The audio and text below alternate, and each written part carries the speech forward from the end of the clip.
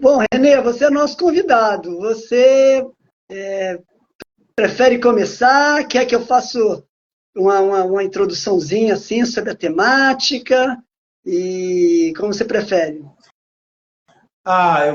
Eu acho legal você introduzir Tá. a temática assim, Rinaldo. Antes de mais nada, agradecer aí o convite, né, do Marco, do Rinaldo. É um prazer estar aqui com vocês nessa conexão Brasil-Portugal. Fiquei muito feliz. E o Tônio já me mandou uma mensagem. Que legal que vocês três estão juntos. Então, também, muitas pessoas alegres com esse encontro. Que bom. Maravilha. Para mim é um Eu prazer vou falar, também. Né?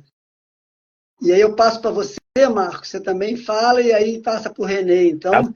E bom. é muito legal, porque eu acho que Marco, apesar de morar em Portugal, é nascido em Moçambique, então É verdade. as raízes dele são africanas. Renê, você nasceu no Brasil, né, Renê? Mas você tem a tua família toda alemã, você depois você traduziu Hellinger em alguns eventos, então você teve muito contato com ele nesse início, né? O que me interessa muito nessa conversa, assim, né, que a gente vê hoje como os grupos considerados minoritários, né, as mulheres, negros, têm tido um protagonismo no sentido de dar um outro valor para a cultura africana, né?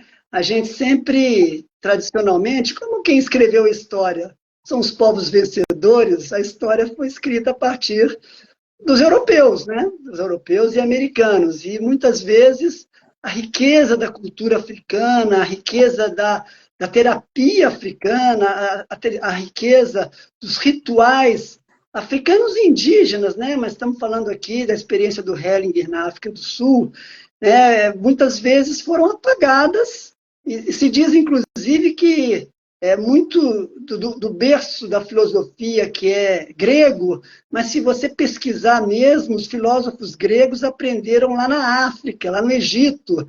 Eles iam lá, eles eram educados junto aos faraós, e a partir de um certo momento as forças gregas se tornaram hegemônicas e depois romanas, e aí meio que se esqueceu toda a potência da cultura africana, e como se o mundo todo tivesse começado a partir da cultura e da civilização grega e depois ocidental, né?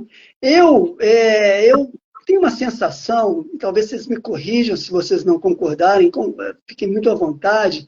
Sempre que a gente fala do trabalho do Hellinger, a gente tende a olhar muito essa coisa das leis do amor, das leis dos relacionamentos, as questões do paciente, do cliente em relação ao seu pai, à sua mãe, ao seu ex-marido, ao seu filho, né? E como a filosofia e o olhar sistêmico pode ajudar nessa parte. De fato, toda a experiência do Hellinger como psicoterapeuta, como psicanalista, e depois várias vivências que ele teve, tratam disso, que eu tenho estado muito interessado na obra de Reich. Então, hoje eu estou fazendo, inclusive, uma formação reichiana, que também foi um psicanalista, mas que também trabalha muito nos traumas a partir do momento da fecundação. Né? Traumas dali da época da gestação, traumas da criança, traumas da adolescência, traumas e mais traumas. O que me interessa muito nessa conversa tem a ver um pouco com o que Jung começou a pontuar. Né? Nesse último livro do Jung, a biografia dele, Minha Vida, ele fala que ele tem a sensação de que muitos dos traumas e problemas que ele teve a vida dele toda tem a ver com problemas que a ancestralidade dele e as pessoas que vieram muito antes não tinham resolvido e coube a ele resolver. Né? O que eu acho que é maravilhoso na obra do Hellinger, e que nem sempre tem tanta importância, mas que eu queria que a gente falasse disso, é justamente de que Hellinger, para além de concordar com essa visão, né, dos traumas transgeracionais, ele criou toda uma ritualística, né, as constelações, com toda aquela... É um ritual, para mim, é um ritual comunitário, um ritual onde as pessoas que estão ali em volta, elas são tratadas tanto quanto o cliente que participa, muito na linha da tradição africana, e eu quero crer que esse lado da espiritualidade bebe muito nessa fonte africana, dos 25 anos que ele teve na África do Sul, lidando lá com as tribos Zulus. E, enfim, essa é a bola que eu levanto para a gente começar a conversar. Em primeiro lugar, eu toco para o nosso amigo africano aqui do lado, Marco Almeida. Siga. Pois é, muito obrigado, Rinaldo, muito obrigado, Renê, também, por aceitares este convite. É uma alegria para mim sempre, porque apesar do Brasil ser um país muito grande, eu fico sempre com a sensação que é mais fácil para os meus amigos do Brasil se encontrarem do que eu viajar para aí ou vocês viajarem para cá. Então, para mim é muito, muito bom e muito gratificante poder ter estes momentos e, sobretudo, este momento hoje contigo e com o Rinaldo. Quanto à nossa temática, ao nosso tema, e eu, sendo nascido ao lado, num país ao lado de onde Bert Hellinger passou muitos anos da sua vida, apesar de eu ter regressado à Europa muito, muito jovem, ainda criança, de alguma forma o perfume daquelas terras, daqueles lugares, não é? Os sabores, os cheiros, ficaram enraizados aqui na minha memória celular e estes temas são sempre muito queridos para mim. Sobretudo, eu tive a oportunidade ao longo da minha vida, já de adulto, de estudar algo e de aprofundar o meu conhecimento no que diz respeito a esta sabedoria ancestral africana e tanto a sabedoria quanto as teorias europeias de Freud, de Jung, de Reich, de Hellinger, reconhecem que no fundo o ser humano é influenciado por fatores que vão além do consciente. E nas tradições africanas, os espíritos ancestrais e as energias da comunidade desempenham um papel fundamental. Enquanto para Jung e Reich os arquétipos e as energias corporais e emocionais moldam as nossas experiências, Hellinger deixou-nos esta grande dádiva que foi o trabalho que ele fez com as constelações familiares, que acabam por integrar nestas dimensões, porque de alguma forma nos demonstram como padrões inconscientes herdados têm um efeito tão profundo na nossa vida. E agora, em jeito de pergunta e passando a bola aqui ao nosso querido amigo René,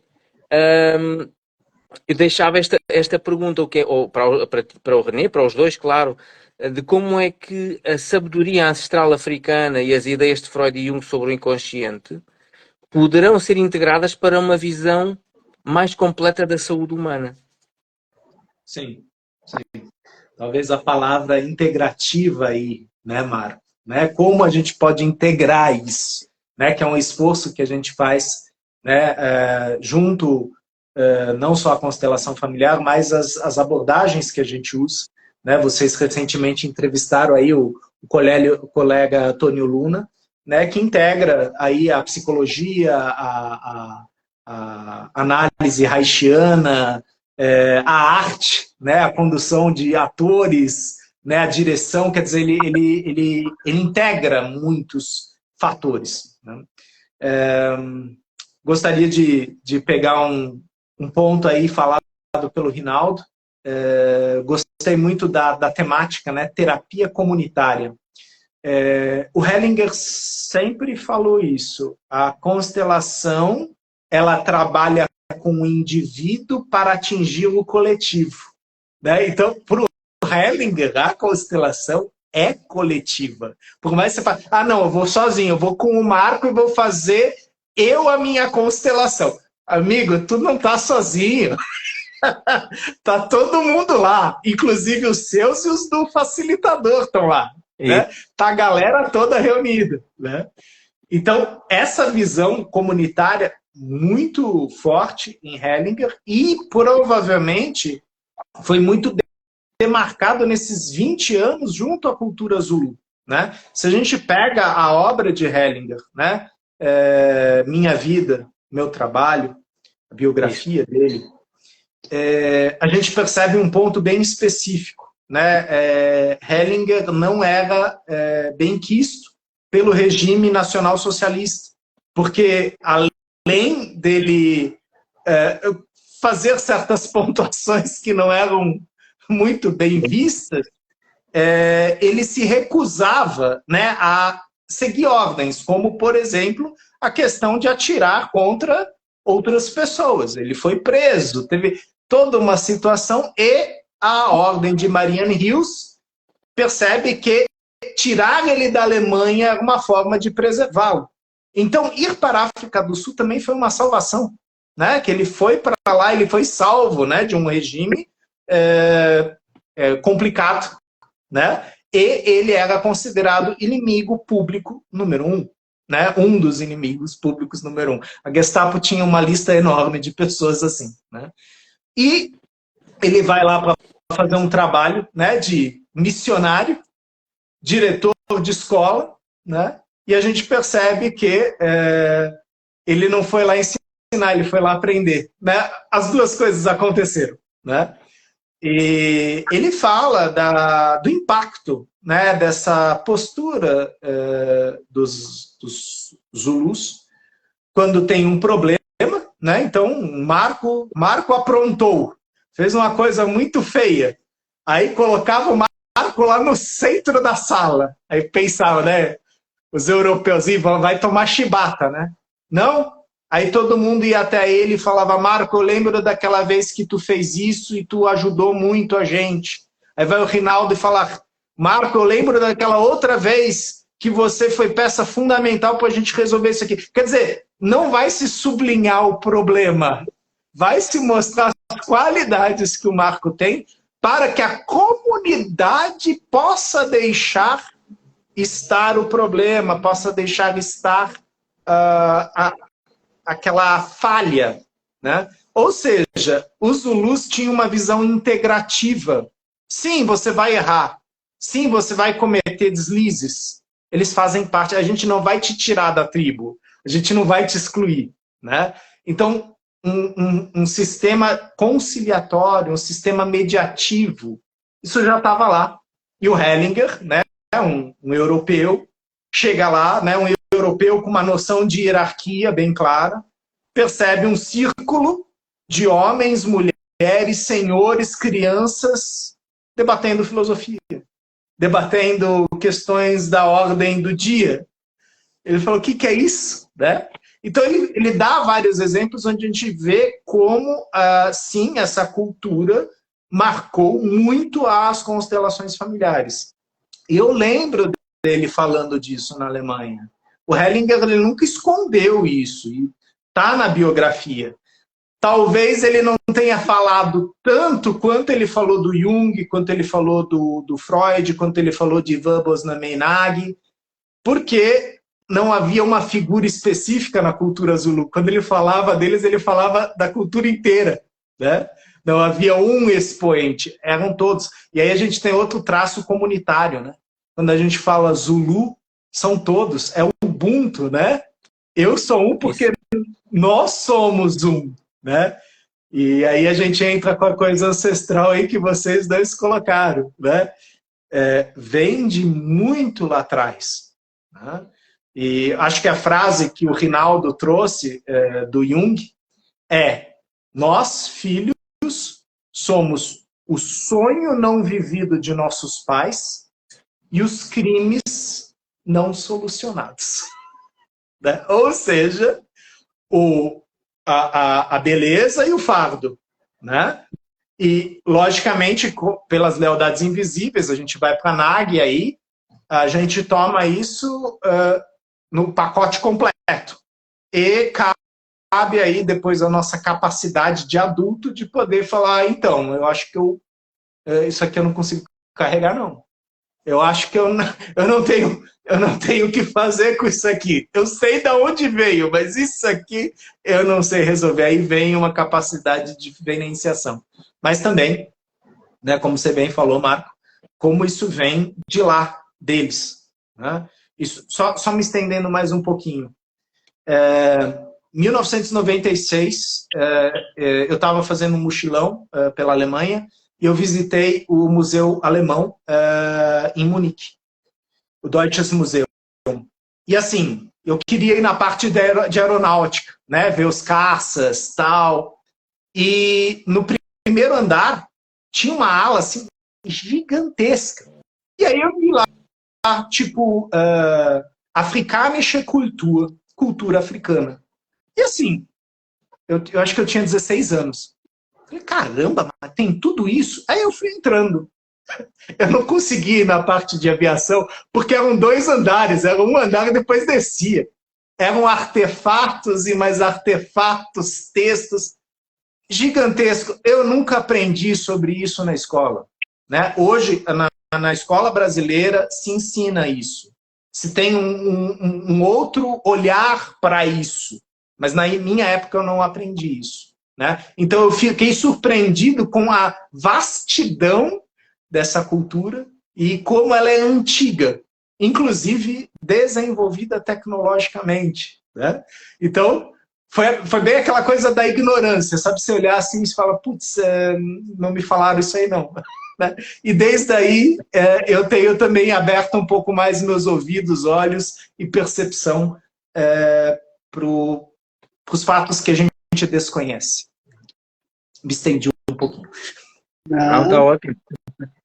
Eu acho que essa palavra que o Marco falou e o René seguiu, né, da integração com o mediador de conflitos, eu acho que esse é o grande desafio, mas é um lugar que a gente talvez consiga ter mais força para atuar, seja individualmente, seja com os clientes, né? E essa integração, assim, né? Eu tenho estudado bastante aqui no Rio essa forma de acessar esse conhecimento africano e indígena. Então, por exemplo, eu li o livro do Copenau, A Queda do Céu, que eu recomendo, é um livro espetacular.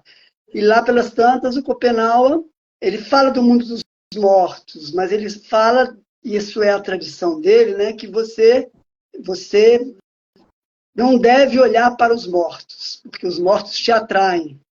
Você, no dia que morre, você vai lá, você chora, você faz um ritual de despedida, mas feito isso, as famílias não devem sequer falar o nome do morto, porque se percebe que existe essa atração do mundo dos mortos. O que Hellinger também falou o tempo inteiro na constelação, com uma grande diferença, que talvez decorrente do fato do Hellinger ter sido um psicanalista, e a psicanálise ela é o contrário disso. René me corrija se eu estiver falando bobagem. Para a psicanálise, se você tem um trauma, você tem que olhar para o trauma, porque o trauma e a doença e os sintomas e os problemas acontecem justamente porque a gente viveu uma situação muito traumática em determinado momento, aquilo foi tão duro, tão duro, tão duro, que você não olha para aquilo e aquilo vai para o seu inconsciente e vira um recalque, né? Vira esse material que continua ali borbulhando, mas que você não tem acesso. E a psicanálise, então, ela trabalha, através da elaboração, formas de acessar esse conteúdo e o terapeuta, com a sua escuta e, né, com as interpretações dos sonhos, ele vai estar ajudando o paciente a olhar para isso, olhar para os traumas, né, da infância. Né? Hellinger, por isso é que eu acho que Hellinger, ele diferente de outras pessoas que até percebem da importância da existência dos traumas transgeracionais, aquela autora francesa, Anna Anselin, que falou da síndrome do aniversário, das pessoas seus pacientes que tinham câncer ou que eram suicidas, e quando se faz uma pesquisa genealógica, aquilo se repete, eventualmente salta uma geração, mas aquilo vai se repetindo. Mas tá, eu sei que eu tenho isso, eu sei que eu estou emaranhado com essa pessoa, mas o que fazer se eu não posso? Se olhar para isso é desrespeitoso. Também tem isso, né? Como olhar, como dialogar com esse mundo dos mortos sem ser desrespeitoso. Eu tenho frequentado aqui no Rio também umas reuniões semanais que o Museu Nacional faz, com várias, num núcleo que só trabalha a cultura africana, de vários doutorandos que estão pesquisando terreiros, pesquisando locais onde se usa as medicinas da floresta, como a ayahuasca. E, de uma maneira geral, olhar para esse mundo dos mortos é algo para muito poucos, é algo para o pajé, é algo para a mãe de santo, porque eles detêm não só uma capacidade de diálogo com esse mundo além, como eles têm as proteções para que isso se dê de uma maneira respeitosa, né? O que me chama muito a atenção é que Hellinger ele mostrou e mostra nas considerações que, dependendo, se você não quer salvar os seus ancestrais, se você não quer julgar os seus ancestrais que são assassinos, ou que seja, né, isso é que eu acho fascinante, que ele, de alguma maneira, ele oferece um material para que cada um possa olhar para esse lugar, e é um desafio, né? Porque mesmo a gente olhar para isso, a gente pode, sem perceber, ser desrespeitoso. Isso não é bom, né? A gente, às vezes, faz a pesquisa e começa a ir para um lugar ali que está difícil e insiste, e a gente aprende que não tem que insistir, né? Tem segredo que tem que ficar lá em segredo, e a gente respeitar até onde pode ir. Então, assim, eu acho que o trabalho de Hellinger, nesse sentido, né, de que, de fato, é um ritual, é comunitário, maravilhoso isso que o René falou. A cultura africana também tem a hierarquia, né? A capoeira tem hierarquia, o candomblé tem hierarquia. Isso eu acho que é uma coisa que também é uma força dos africanos, a gente valorizar essa doença que, como o René falou, quando tem um conflito, toda a tribo ela é corresponsável por aquela pessoa que mata. Se fulano matou, ele tem responsabilidade, mas todos nós temos responsabilidade. Eu, se sou pai, também tenho, eu que sou mãe, também tenho. Então, todo mundo vai ter que buscar olhar para isso junto. E a doença também é comunitária, a doença é ancestral. Eu queria perguntar para o René e para o Marco, como é que eles veem essa coisa da cultura africana, de que a gente vê no Ocidente que a doença sou eu. Eu fiz uma doença porque eu não me cuidei, porque eu bebi, porque eu não tenho atividade física. A gente está muito centrado no eu. Aí vem a cultura africana e fala, olha só, essa doença que você teve, ela é sua, mas ela é de muito mais gente antes, né? E talvez a cura seja a oportunidade que a vida e que a ancestralidade está te dando para experimentar. Mas, enfim, eu queria ouvir de vocês essa ideia de que será que o propósito da vida da gente talvez seja essas curas ancestrais? Faz sentido pensar no propósito, né? Se eu tenho uma família de suicidas, talvez o meu propósito seja olhar para isso e fazer diferente? Pois é. Passa a bola.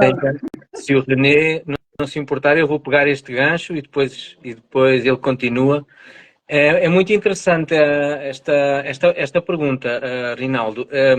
Nas comunidades africanas, perto do lugar onde eu nasci, nas comunidades africanas em geral, mas perto do lugar onde eu nasci, havia alguns rituais muito interessantes. Por um lado, se na comunidade africana a relação com os outros é essencial, a saúde também, de certa maneira, é vista como um equilíbrio dentro do grupo. Nós sabemos que Hellinger, influenciado por estas vivências que ele teve naqueles lugares, desenvolveu as constelações familiares como uma prática de grupo e que explora precisamente estas dinâmicas familiares. Freud e Jung também exploraram as nossas relações e histórias familiares e também nos mostraram como elas moldam as nossas experiências psicológicas. Mas voltando à questão da comunidade, em algumas comunidades com quem eu e a minha família tivemos mais contacto naquela região, havia o hábito de quando uma criança nascia e era escolhido o nome, também era escolhida uma música, uma canção que estava relacionada com aquela pessoa. E quando surgia uma doença que afetava aquela pessoa, ou até um conflito, ou uma má ação, como o René falou, no exemplo da comunidade se reunir e realçar os aspectos positivos, também esta música, esta canção era utilizada num ritual de cura para atrair, no fundo, a cura para aquela criança, para aquela pessoa que estava a viver um momento de doença. Isso era feito também em comunidade e em grupo, e de certa forma era algo que contribuía não só para a recuperação da saúde daquele elemento em si, mas também favorecia a cura dentro da comunidade. Nós sabemos que Reich enfatizou que o corpo, ele via o corpo como um repositório de emoções, não é? Reprimidas, e de maneira semelhante, a sabedoria africana utiliza estes rituais como a dança, a música e o movimento como forma de cura comunitária. E é interessante quando eu penso nesses hábitos culturais africanos e em filósofos e pensadores como Reich, como Freud, como Jung, como eles também, no fundo, estes rituais e estes costumes africanos acabam por, de alguma forma, cruzar, interceptar aquilo que foi o trabalho destas pessoas. As constelações familiares, frequentemente, mostram-nos também como os desequilíbrios emocionais se manifestam fisicamente e de alguma forma... Eu lembro-me até de um movimento que Bert fez num grande workshop em Espanha, num grande congresso que ele realizou em Espanha, em que ele utilizou a dança ou um movimento semelhante a uma dança para precisamente promover o movimento necessário para aquela situação em específico que ele estava a configurar, o movimento que ele estava a configurar para aquela pessoa. Não sei se isto ajudou um pouco à tua pergunta, mas chuto a bola para o René continuar e complementar. Legal, eu vou puxar aí um dos nossos professores. O Stefan Hausner esteve aqui no Brasil e eu tive a oportunidade de traduzi-lo em BH, Belo Horizonte. E Hausner, ele falou uma frase muito específica, ele repetiu isso várias vezes. Para além da doença, a questão é como você se relaciona com a doença. Em várias constelações, a gente percebeu que a doença ela estava no lugar de algo que não podia ou não queria ser visto, né? E no campo se mostrou, às vezes, né? Ele não necessariamente colocava, isso é a terceira, quarta geração, mas isso já estava no sistema, né? Isso está aqui agora e já esteve tal. Quer dizer, uma das frases de Hellinger é: quando eu coloco a doença no campo, às vezes o representante da doença aponta para alguém no sistema. Alguém real, uma situação real no sistema que por algum motivo foi separado, foi ignorado, foi excluído, segregado, né? E nós temos N exemplos disso dentro da nossa família ou dentro da comunidade, né? E aqui eu vou trazer os dois quase como a mesma coisa. Como o Hellinger falava, ele usava o termo clã, né? Ele falava de Klippe, né? Ou seja, o clã familiar. E a gente sabe que as tribos brasileiras, né, os nativos brasileiros, às vezes a criança sabia quem era a mãe, mas não necessariamente quem era o pai, porque todos cuidavam da criança, né? Tinha mamãe, tinham várias mamães e tinham vários papais, tinham vários cuidadores. Era um corpo só que cuidava, era realmente um senso comunitário. Automaticamente, se um nesse corpo fazia algo, afetava todos os outros, como vocês acabaram de falar, né? E se todos os outros agissem dessa forma, excluíssem, segregassem, né? O outcast, né? Aquele que é banido da tribo. E a gente sabe de histórias de vários povos que tinham rituais de banimento. O banido não fica lá fora, ele volta. Só que não, nem sempre nessa geração. Ele volta depois de 2, 3, 4 gerações, às vezes numa criptografia sintomática, né? Então, o Freud usava esse termo, né? O sintoma, ele é um hieróglifo, ele é uma linguagem, só que é uma linguagem que eu não entendo. Eu olho assim, eu falo, olha, eu sei que isso aqui quer me dizer alguma coisa, só que eu não sei se eu tenho a força, a vontade, para entender o que é isso que está me dizendo. Então eu preciso de tempo, paciência e, aí entra outra coisa que vocês mencionaram, estar disponível para isso, estar a serviço disso. E às vezes não há cura a serviço. Eu represento algo a serviço do sistema. E talvez esse algo me sacrifique. Bom, eu ouvi isso do Peter Spelter várias vezes da cabeça. Assim, tá. Não, mas peraí, a gente vai fazer isso aí para curar. Então, tudo tem limites e amplitudes. A constelação não mostra só amplitudes. Ela mostra também fronteiras. Às vezes, numa doença é uma fronteira necessária para todos no sistema. E se você falar, não, eu abro mão disso, bom, outra pessoa vai ocupar esse lugar. Então, existe um preço a ser pago. Né? Logicamente, eu falei de maneira bem genérica aqui. Né? Cada caso é um caso, cada caso tem que ser avaliado em sua especificidade. Mas a gente percebe que todos nós, como indivíduos, Marco, Rinaldo, Renê, nós estamos a serviço de algo muito maior, que é a nossa família, a nossa comunidade, a nossa cultura. E nós influenciamos e somos influenciados por isso. Nenhum homem é uma ilha. Né? E tá aí. Meu sintoma talvez seja o sintoma de muitos, ou talvez eu tome isso para mim e falo, eu pago esse preço. Né? E aí eu vou estar a serviço. Né? Como acontece, o Rinaldo mencionou aí o xamã. Né? O xamã é aquele que conversa com os mortos.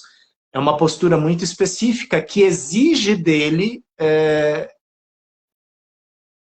algumas renúncias. Né? Da vida social, de prazeres, porque ele está em contato com algo muito profundo. Né? E aí uma frase que o Bert Hellinger fala que eu acho maravilhosa. Né? Você não tem uma alma, uma grande alma habita você.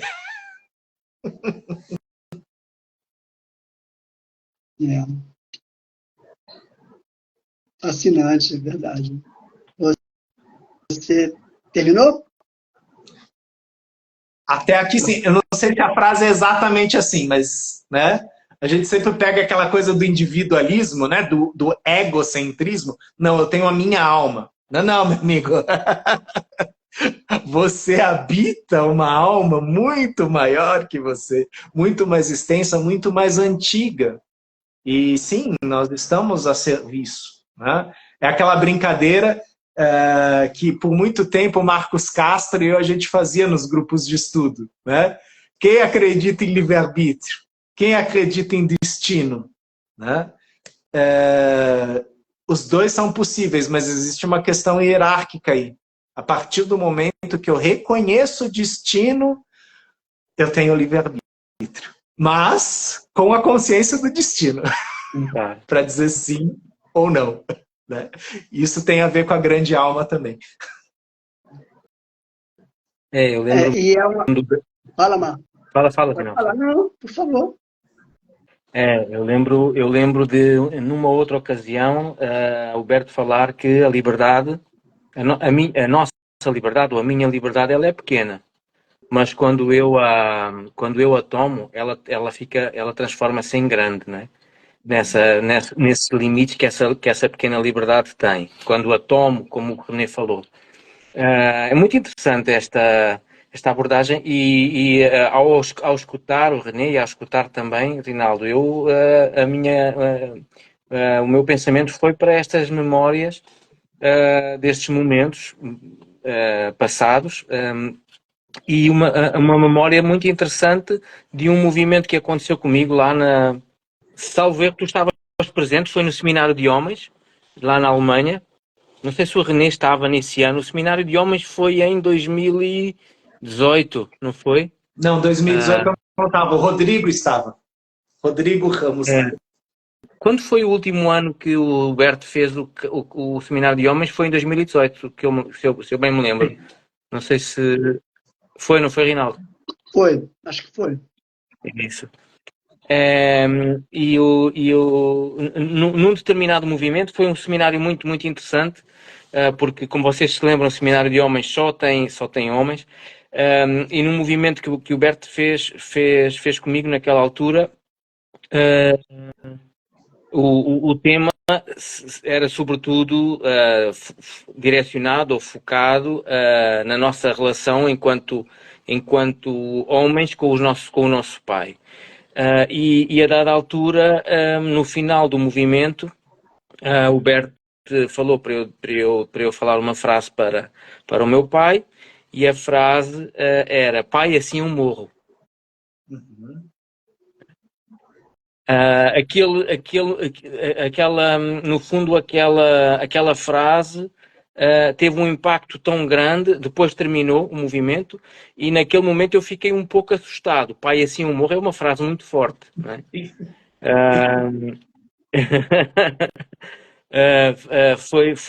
Teve um impacto muito forte, mas nos momentos seguintes, quando regressamos aos nossos lugares, aquela frase foi encaixando, foi se acomodando, e de alguma forma eu percebi que este movimento, e sobretudo no seguimento daquilo que o Rinaldo falou em relação a nós também termos esta capacidade de deixar os nossos mortos seguir o seu caminho, né? Seguir o seu caminho, essa frase foi se acomodando, e dessa frase saiu o insight. Qual foi o insight? O insight inclui um palavrão que eu não posso dizer aqui. Mas o insight foi: eu não morro por ninguém. E, no fundo, isto foi também uma forma não só de me libertar a mim, mas também libertar o caminho que o homem que foi o meu pai precisava de seguir. Isto, efetivamente, tem contornos e uma profundidade imensa, esta abordagem. E também, porque é que eu faço referência a este momento? Porque aquele momento foi possível dentro daquele grupo, que eram cerca de 100 homens, só homens a trabalhar temas de homens. E isto mostra-nos também o poder do grupo na cura, que é algo, como o René falou, como o Reinaldo já falou. Eu peço desculpa, eu estou a olhar aqui para o lado, porque eu estou a ver-vos aqui no monitor grande ao lado, para eu poder ter uma melhor visibilidade. E isto tem muito a ver também com aquilo que a terapia comunitária africana nos traz, que é esse reconhecimento que a cura ocorre no coletivo, quando nós envolvemos todos os membros do grupo. E essa abordagem tem um eco muito forte nas constelações familiares, na prática das constelações familiares, onde os representantes e os observadores participam ativamente do processo. O Jung também explorou isto como o inconsciente coletivo influenciou os indivíduos, não é? Que é a grande prática, também a grande riqueza que ele nos trouxe. Isto faz-me levar a uma pergunta: que papel este coletivo pode desempenhar na transformação terapêutica, tanto na sabedoria africana quanto nas constelações familiares? E, de alguma forma, como é que essas perspectivas podem se complementar? De alguma forma, isso já foi respondido pelas vossas intervenções, mas deixo a pergunta também no ar para nós darmos seguimento. Eu não sei como vocês veem, mas eu sinto que cada vez mais os próprios clientes eles têm buscado mais o atendimento individual.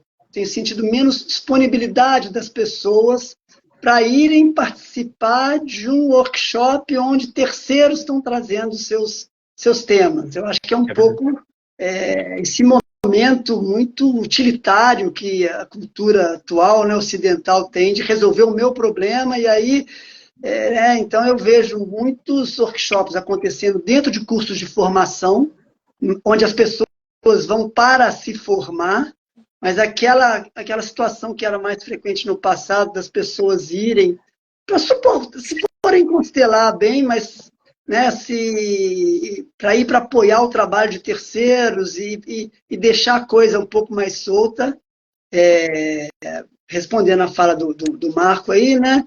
Infelizmente eu sinto as pessoas, posso estar enganado, mas mais voltadas para o próprio umbigo e resolver o seu próprio problema, né? O René falou do Stephen Hausner, quando ele esteve aqui, eu vi uma fala dele que eu gosto muito dele também. E ele estava fazendo uma reflexão sobre o tempo, o presente, o passado e o futuro, né? Qual o sentido de cada uma dessas dimensões, né? Ele falou, bom, o futuro tem a ver com o que a gente faz hoje. A gente pode imaginar, a gente pode fantasiar, a gente pode projetar. Em algum momento é importante a gente pensar no futuro, mas o que de fato tem valor é o presente. Aquilo que eu faço hoje é o que vai determinar o meu futuro. Tem toda a questão do destino, a gente sabe que o livre-arbítrio é algo muito limitado, mas, de fato, a gente sempre tem ambientes onde você pode dizer sim ou não para uma pessoa, para um trabalho, para uma situação, e aquilo vai ter repercussões no futuro. Mas o que ele falou que eu achei mais fascinante é assim, e no passado? O passado, o que importa do passado é aquilo que está para ser resolvido. Eu achei isso espetacular. Porque a gente fica olhando, às vezes, para o passado, se culpando, e no fundo, e às vezes, olhando para a culpa que o pai teve, que a mãe teve, eu tenho feito um trabalho com as pessoas que me procuram para constelar, um trabalho de psicogenealogia, pedindo que as pessoas, antes do trabalho, façam uma pesquisa, um genograma, busquem um pouco de informação, né? E às vezes isso aparece, né? E aí, muitas vezes, no trabalho, essas informações que se chegam de, né, um avô que foi assassinado, né, isso tem um efeito para aqueles que sobreviveram de, né, uma contração. A gente, lá na terapia haitiana, fala das coraças, né? O que acontece com uma família que não é numa situação muito precoce, um pai de família com 30 anos morre. Né? As pessoas, a partir daí, elas tendem a serem muito controladoras. Por quê? Porque, né, elas não têm medo de morrer. Né? Uma outra situação onde se descobre ali que um determinado bisavô foi um grande perpetrador, cometeu assassinatos, maltratou pessoas, né? Se beneficiou de pessoas vulneráveis, e aí, de repente, o cliente tem muita culpa, né? E às vezes a gente vê na constelação ou vê em outros ambientes que essa culpa pode estar sendo tomada desse ancestral que fez muito de mal, e ali a família e a comunidade não fala disso, mas assume essa culpa de uma maneira mais coletiva. E nesse sentido, lembrando aí do que o Marco falou, tem as frases que podem ser usadas, né? E eu me lembro muito, uma que a Brigitte utiliza muito, mas que o Hering também usava, que é eu por mim, você por você. Você vai lá, tem toda a lógica, eu vejo você, eu sinto muito, né? Agora vamos combinar, eu por mim, você por você, porque eu sou muito pequeno para me meter com esse rolê que aconteceu aí, né? E estou fora. Não, né? É uma decisão, é diferente dessa coisa humilde de meus ancestrais, e eu amo, obrigado. Tá, tem tudo isso, sim.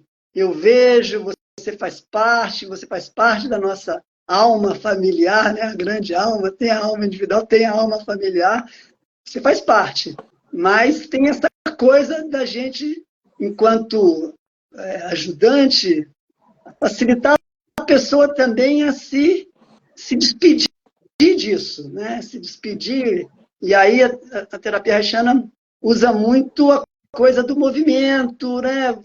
Reich, ele era um psicanalista que mudou de lado da cadeira, né? Freud ficava atrás, ninguém podia, o paciente não olhava para ele estava ali atrás. Aí o Reich falou, o quê? Não, eu quero ir lá, eu quero ver se o paciente está suando, eu quero ver se ele está, né? Como é que ele está, como é que o olho dele está, é totalmente fenomenológico, assim como as constelações familiares, você está o tempo inteiro ali olhando pequenos detalhes, né? Então eu acho que é uma integração de bastante coisa que a gente ainda tem muito para... Eu me sinto assim num lugar de muito para aprender e tenho tentado aprender muito também estudando essas culturas indígenas e africanas. Passo para você, Renê.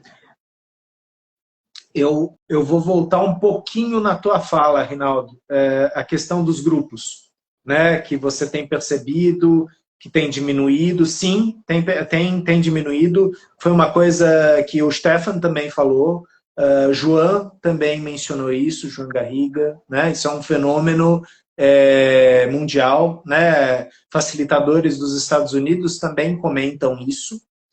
A gente não pode esquecer que a gente está na cultura do espetáculo. A gente está na era do narcisismo, né? Em parte também por causa das tecnologias, das telas. As pessoas ficam mais ensimesmadas, ficam mais focadas, né? É importante, sim, a gente ir para o ritual. E a gente sabe que a constelação tem um valor muito grande pelo ritual que é feito no coletivo. Né? A Sophie Hellinger, ela sempre falava, eu não estou trabalhando só com a pessoa que está aqui. Se vocês estão conectados aqui, todos estão sendo trabalhados. Né? E todos vocês já devem ter percebido isso. Quer dizer, o Marco acabou de trazer aí uma frase que reverberou aqui também. Né? Quer dizer, traz uma simples frase que você fala, caraca, meu, onde que pegou isso aqui? Né? Porque há uma conexão com essa história. O Hellinger tinha uma frase que era: as histórias que nos comovem, nos movem. Né? E ele era um grande contador de histórias. Aliás, outro traço aí da cultura Zulu. Né? A questão de sentar em roda e contar histórias. Ou, né, como o mineiro fala, né, contar os causos. Né? Quer dizer, trazer as histórias à tona. É importante a gente continuar oferecendo os grupos, porque as pessoas precisam, sim, dos grupos. Aqui em São Paulo eu tive uma oportunidade, duas oportunidades no último semestre, um grupo de homens, né, que é o Joari Coimbra, que ele tem aqui em São Paulo, né, homens que se reúnem a cada 3 meses e discutem o sagrado masculino, né? E há 1 mês atrás, junto com o Felipe Trofino, também fizemos um círculo de homens junto também com mulheres, né? Ou seja, trabalhar o masculino, mas também sendo suportado aí pelo feminino, né? Fenômenos de grupo, eles têm uma força especial, né? É muito difícil você ficar impassível ao grupo, né? Você chega assim, você está lá no meio daquele grupo, o grupo está tendo uma catarse e tal, aí você fala, isso aqui não me toca. Por que você está lá, criatura? O que você está fazendo lá no meio? Né? Então, abra-se, né? Que nem o Rinaldo falou, olhe, né? Olhe, veja o fenômeno que está acontecendo, sinta aquele fenômeno, solta a franga, né? Dança, faz alguma coisa, grita, faz alguma coisa, deixa aquilo acontecer. E aí a gente percebe que sim, o Marco faz uma coisa, me afeta, eu faço uma coisa, afeta o Rinaldo, aquilo vai circulando, né? E depois, no final do dia, eu comigo mesmo, eu vou fazer uma repassagem disso. E aí eu vou perceber que alguns dentro de mim, algumas dentro de mim, acharam um lugar. Tiveram um lugar de fala, de sensação, de presença. Então eu percebo, sim, isso que o Rinaldo falou, de um esvaziamento dos grupos, mas não que eu veja uma desimportância nos grupos, ao contrário. A gente sabe de como é fundamental manter grupos, por causa dos fenômenos que acontecem em grupos. Vou pegar o gancho do René. Não sei se perceberam, mas o tempo passou rápido. Passou. Já estamos quase a conversar há quase 1 hora. René, O que é ótimo, sair, né? com 1 hora ou a gente pode ficar mais um pouquinho? Só para a gente... Podemos. Qual horário aí que você... Podemos mais uns 15 podemos. minutinhos? Vamos dar mais uma rodada, gente, beleza. Sim. Eu aproveitava, eu sei que o René lançou um livro em conjunto com outros colegas, não sei se queres falar um pouquinho sobre esse livro, René? Acabou de vir da editora, a gente ainda nem fez lançamento, né? Mas isso aqui são 2 anos de pesquisa, né, dentro do direito sistêmico, da pedagogia sistêmica, da psicologia, da medicina, né? Vários de nossos professores estão aqui, entre eles o professor Renato Bertatti, né? E nós pegamos a obra de Bert Hellinger para falar de temas-chave, como, por exemplo, postura, sexualidade, diversidade, atendimento individual, atendimento em grupo, frases de solução. Quer dizer, a gente pegou verbetes principais. Essa pesquisa levou um tempo e não é só isso aqui. Cada uma das páginas tem QR Codes que levam para a enciclopédia de constelação que a gente foi trabalhando. A gente está trabalhando isso desde antes da pandemia, né? A Daniele Précoma, ela começou a fazer a rede sistêmica, né? Então a gente foi juntando artigos e tal, e essa também é a nossa forma, Marco, de trazer alguns parâmetros no sentido acadêmico sobre constelação familiar. Não é um livro efetivo do tipo, a gente respondeu tudo. Não, não. A gente está começando a responder algumas coisas que talvez ficaram ocultas, nebulosas. Então, isso aqui é um livro de pesquisa, né? E obrigado por dar espaço de falar sobre esse livro. E gostaria de agradecer a todos os colegas que tornaram isso aqui possível, né? Sami Storch, Inácio Junqueira, Daniele Précoma, Marco Castro, Irineia, Larice Pedrosa, temos várias pessoas aqui. Poxa, Marco, então, o Momento Jabá, então, fala também do seu livro aí, poxa, acabou de sair, eu queria que você também falasse. Muito obrigado. Vou pegar o meu também aqui, deixa o Marco. Momento Jabá. Vou querer muito ler, né, quando houver oportunidade, depois ficamos em contacto, se puderes enviar um exemplar para cá, eu fico muito agradecido. Então, eu ia aproveitar para falar um pouco também do livro. Acabei de receber acabou de chegar esta semana. Ele tem o título de Em Seu Lugar de Força. Ele é também um trabalho de grupo de 5 queridos colegas. Sabrina, que está em Porto Alegre, a Milagros, que está na Alemanha. Tem o meu contributo, o contributo da minha esposa e do nosso colega Esteban, e nada melhor como também em jeito também de irmos fazendo o encerramento da nossa conversa, se me permitirem ler aqui um pequeno, que tem tudo a ver com a nossa conversa de hoje. São 3 parágrafos da última página portanto, do meu contributo para este livro, e que tem este título: A visão de um futuro comunitário, construir juntos. E começa assim: por fim, ao pensar no futuro, não posso deixar de considerar a importância da comunidade. Acredito que o futuro não é algo que construímos sozinhos, mas sim algo que construímos juntos como parte de uma comunidade mais ampla. Esta visão de um futuro comunitário é essencial para garantir que o caminho que percorremos é inclusivo, sustentável e enriquecedor para todos. Envolver-me ativamente na minha comunidade, contribuindo para o bem comum e trabalhando em conjunto com os outros para criar um mundo melhor, significa estar presente, partilhar recursos, oferecer apoio e, acima de tudo, manter uma atitude de colaboração e de solidariedade. Acredito que, ao construir juntos, podemos alcançar muito mais do que poderíamos sozinhos e que o futuro será tanto mais rico quanto mais estivermos dispostos a partilhá-lo com os outros. É uma alegria partilhar este momento com vocês os dois. Espero que tenhamos muitas oportunidades assim, agora como a de hoje, no futuro, quem sabe até o campo permitir que façamos um trabalho em conjunto. Talvez aí, talvez aqui, vamos lançar a semente e esperar que ela cresça, que ela germine. Muito obrigado. Passa a palavra, Renato.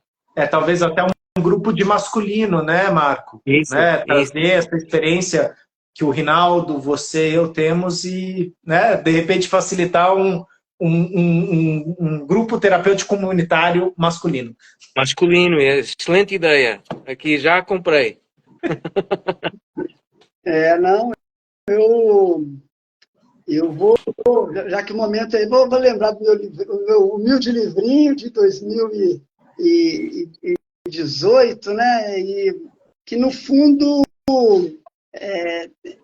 uma oportunidade, eu acho que é muito bacana a gente conseguir sentar. O René tem uma produção, não sei como você consegue fazer tantos livros e tantas produções, é admirável, né? Mas eu sou muito grato a ter conhecido o Hellinger, porque, no fundo, eu sou mediador de conflitos, né? Com muitos anos de experiência. A mediação tradicional, ela é entre duas partes. E desde que eu o conheci pessoalmente em Brasília e comecei a fazer a formação ali, né? Eu me lembro dele ali pessoalmente, junto com a Sophie, e, ao final, ele comentou que iria fazer uma formação com os professores alemães aqui no Brasil, a partir daquele ano. E eu fiquei tão encantado com o trabalho dele, porque ele fala o tempo inteiro nessa ideia, nesse desafio do não julgamento, né? De você olhar para as pessoas más e entender que não se trata de perdoar, não. Eles precisam arcar com as consequências, mas aquela pessoa má talvez esteja ali criando uma oportunidade de eu aprender algo com ela. Então, cabe a mim lidar com aquele conflito, me despedir daquele problema e seguir a minha vida. E isso, quando feito em roda, dentro dessa lógica africana, traz uma dimensão de aprendizagem que é incrível. Eu estou fazendo, desde 2018, esse trabalho nas escolas públicas aqui do Rio, 4 escolas públicas, junto do projeto Girassol, que é uma ONG de psicanalistas, que há 25 anos atua nessas escolas e em outras no passado, agora somos 4. Faço essas mediações em rodas, esses rituais sistêmicos, com crianças de 4 aninhos até 17, 18 anos. Né? A lógica é sempre semelhante, no sentido de que em roda todos pertencemos à comunidade, cada criança é diferente uma da outra, uma preta, uma branca, um amarelo, uma mulher, um homem, um com trans, mas todo mundo com o mesmo direito de existir, né? E ao mesmo tempo, a gente várias vezes, principalmente com crianças pequenas, que eu não tenho espaço, faz do lado, a gente nunca faz na sala, mas às vezes é possível fazer no pátio, né? E essa também é uma característica da potência africana, a relação com a natureza, né? Quando você senta no chão, como a gente faz, e está ali, em volta das árvores, com o vento ali tocando, né? Aquilo ali tem uma dimensão, tem uma energia, tem uma característica desse ritual em relação à natureza, que as pessoas recebem insights que talvez numa sala de aula, onde estão habituados ali, muitas vezes naquelas cadeiras enfileiradas, olhando para as costas do seu coleguinha, é um outro tipo de energia que circula ali. Então, eu sempre trago esse trabalho sistêmico. A gente não constela nas escolas, claro, mas a gente faz movimentos, a gente bota as crianças ali de pé para viver algumas situações onde um representa, né, na figura do pai, na figura da mãe, mas sempre com uma direção, só para eles verem as situações visualmente, e isso para as crianças faz um sentido. Um dos grandes desafios hoje nas escolas é essa coisa de você ouvir o colega. Né? E aí eu levo um maracazinho indígena, que eu falo, né, o objeto de fala. Então, quem tem o objeto, saculeja aquele objeto, é quem vai falar. Quem precisar de falar tem que pedir a palavra. E só quando aquele primeiro termina é que o chocalho vai para a mão do outro. Né? E aí a gente vai trabalhando ali as questões. E então, assim,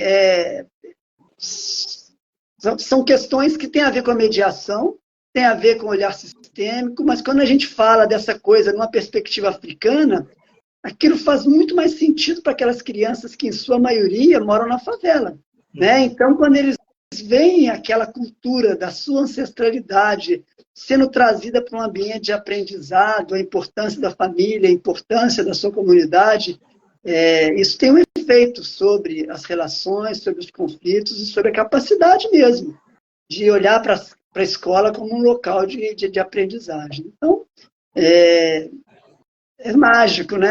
Eu acho que a gente poder ir redigindo isso, escrevendo essas coisas, ter as redes sociais, que para mim é uma forma de... Eu admiro as pessoas que, como o René, produzem muitos livros. Eu, às vezes, fico assim, caramba, eu sinto as pessoas, às vezes, querendo coisas mais curtas, então eu acabo, sempre que eu termino um trabalho na escola, o que eu posso escrever de um post que possa, de alguma maneira, democratizar isso que eu aprendi com essas crianças, com esses adolescentes, e coloco isso na rede, não para eu falar do trabalho, mas para me colocar ali, para ser criticado e para mostrar que outras pessoas podem fazer igual, fazendo do seu jeito. Cada professor tem a sua pedagogia, não precisa de ser sistêmica, pode ser outra, mas se alguma coisa que a gente faz agrega, isso é bem-vindo, né? É isso. René, contigo, se quiser também, já a minha parte já está mais ou menos encerrando aqui. Não, mas eu acho que é exatamente isso aqui que a gente está fazendo, Rinaldo. É isso, a gente está trazendo, né, os olhares, o Marco, você, eu, e a gente teve feedback aí do pessoal falando para a gente fazer mais lives e tal. Então é isso mesmo, né? Não, pode ser um livro, pode ser uma live, pode ser um blog, pode ser um post no Instagram, mas assim, trazer para que a comunidade aprecie, questione, reflita, silencie, medite, né? Então, esse é o caminho mesmo, e a gente está fazendo. Eu acho que estamos alinhados com a temática daqui, que é a terapia comunitária, né?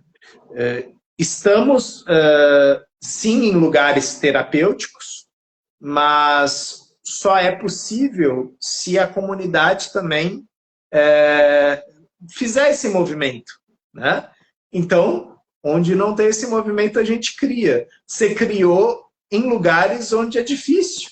É difícil olhar, é difícil o investimento, é difícil a coragem. Está lá, está realizando. Logicamente que eu acho que merece mais livros, né? Porque teu trabalho segue. Então, né? Mas não pare de fazer pequenos posts. Claro. É isso, né, Marco? Fala aí, você já está... Né? Se vocês também quer falar alguma coisa, Marco, eu encerro por aqui. Podemos encaminhar para o encerramento, então vou aproveitar para ler o último parágrafo e diz assim: assim, esta jornada não termina aqui, ela continua dia após dia, em cada decisão que tomamos e em cada experiência que vivemos. Estou ciente que o caminho à frente ainda trará muitos desafios, mas também confiante de que temos dentro de nós as ferramentas necessárias para enfrentá-los. Esta é a verdadeira continuidade, uma vida vivida com propósito, autenticidade e alinhada com a nossa verdade mais profunda. Um agradecimento ao nosso amigo René por nos acompanhar nesta hora, quase um pouco mais de uma hora, e ao meu grande amigo Rinaldo, que é o meu irmão no Brasil. Nós até temos o mesmo sobrenome, René, não sabemos, se calhar temos aqui algum antepassado lá para trás comum. Eu acho que tem. E temos construído este caminho a cada 2 meses, convidando um querido amigo, e hoje, sobretudo neste final de ano, sendo a nossa última live do ano, uma profunda gratidão também a ti por teres guardado este tempo e investido este tempo nesta conversa connosco. Um grande abraço e muito obrigado.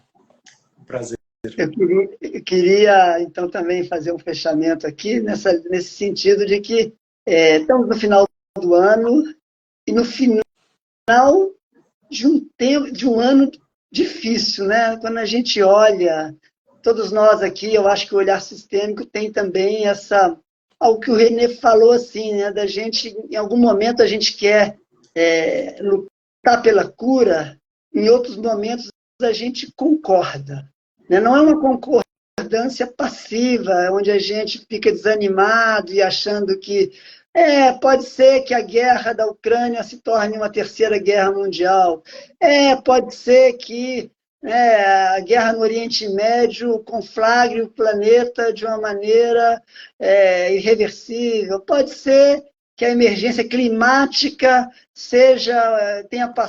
pode ser várias coisas, mas no fundo, não importa o que seja o futuro, né? Lembrando o que o Stephanie falou, hoje nós estamos vivos e temos aí a oportunidade de, em pequenas coisas, né? No nosso dia a dia, nas nossas amizades, nas nossas relações profissionais, nas nossas relações afetivas, nas nossas relações familiares, a gente fazer a coisa de maneira que a nossa pequena contribuição para um mundo maior, melhor, e principalmente nessa perspectiva onde a gente se coloca menos no lugar de um protagonista que quer falar do tão belo trabalho que faz, e muito mais nesse local de um serviço que se presta, né? Da gente fazer algo que ajude as pessoas, pode ajudar um, pode ajudar dois, pode ajudar na escola, pode ajudar numa formação, pode ajudar na produção de um livro,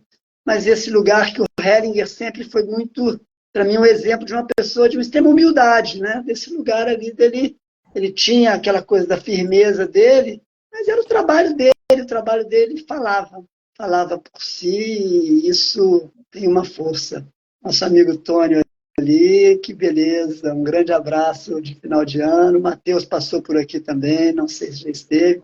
Eu não consigo olhar muito ali, não, mas muitíssimas graças para todos. Agradecer a todo mundo que passou aqui, que acompanhou a gente. Foi um prazer estar com todos vocês. Isso, um grande abraço também, umas boas festas e umas ótimas entradas no ano novo, que vai ser um ano espetacular para todos nós. Tá bom, gente. Então, até a próxima. Beijo.